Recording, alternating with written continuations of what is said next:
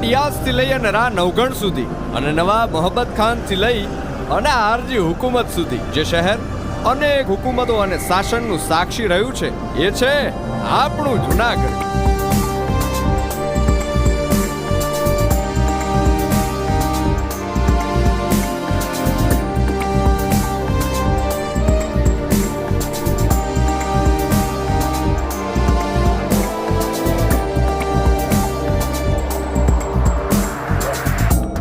ધર્મ અને ભક્તિ તો આ ધરતીના રજે રજમાં વસેલા છે. આ છે ભવનાથ મંદિર.